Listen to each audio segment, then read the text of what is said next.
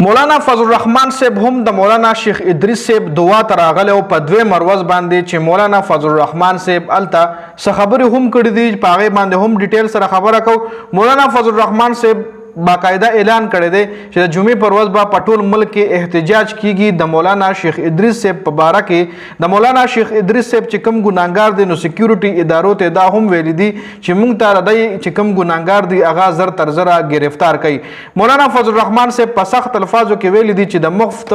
تنخواګانې ما خلی د ادارو فرض دی چې د مولانا شیخ ادریس صاحب قاتلان زر تر زره گرفتار کړي. حکومت د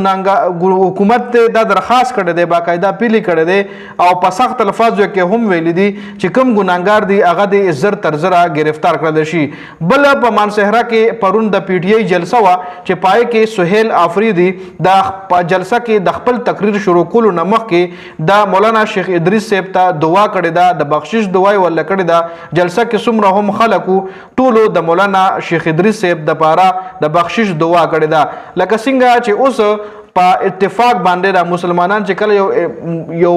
انسان مړ شي نو بیا په مونږ کې اتفاق هم راشي په مونږ کې یووالی هم راشي مونږ بیا را یو ځای کیږو هم جنازه هم په لکونو تعداد کې خلک کوي. نو که چېرې په ژوند باندې مونږ را یو ځای شو نو د دنیا یو طاقت هم بیا مونږ ته شکست نشي راکولی ځکه اتفاق کې برکت وي. خو له بده مرغه زمونږ په کې پی کې چې څومره هم سیاسي جماعتونه دي د یو بل دومره سخت خلاف دي چې څه کې لیډران څه کې چې کارکنان د یو بل سخت خلاف دي. لیډران هم بیا یو ځای کې چرته په پاټۍ کې چرته په غم خادۍ کې یو ځای شي په یو تعلیق وراکو کې خو دا کم چې کارکنان دي نو دوی په سوشل میډیا باندې یو بل دومره کنځي یو بل خلاف دومره نفرتونه پیلاوي چې دا غي رزلټ زمونږ او د ستاسو د وړاندې دی په سوشل میډیا باندې د پی ټی آی او د جے یو آی یا د پی ټی آی یا د مسلم لیگ نون یا د پیپل پارټۍ چې کوم کارکنان دي یو بل لکمې سپور استغه وي.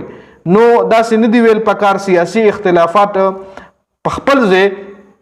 خو د بل انسان ریسپیکټ کول پکار دی بل انسان له عزت ورکول پکار دی په میډیا باندې د انسان بیزتی نه دی کول پکار. خیر زموږ ټاپک بل طرف ته لاړو زموږ د ویډیو ټاپک د مولانا فضل الرحمن صاحب حواله سره مولانا فضل الرحمن صاحب پرونه د مولانا شیخ ادریس صاحب دعا ته راغلی او مولانا فضل الرحمن صاحب او شیخ ادریس ډیر پاخه یاران ډیر او بل شیخ ادریس صاحب چې کوم دی د جے یو آی د طرف نه ایم ان ای هم پاتې شوی دی مطلب د جے یو آی پارټۍ سره شیخ ادریس صاحب خو سولید تعلقات لرلو. نو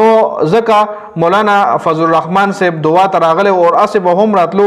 ځکه یو داسې انسان شیخ ادریس صاحب چې د غونتې انسان په صدو کې زما په خیال چرته یو پیدا کیږي. شیخ ادریس صاحب یو عظیم انسان شیخ ادریس صاحب یو ډیر ګریټ انسان الله پاک ته وبخي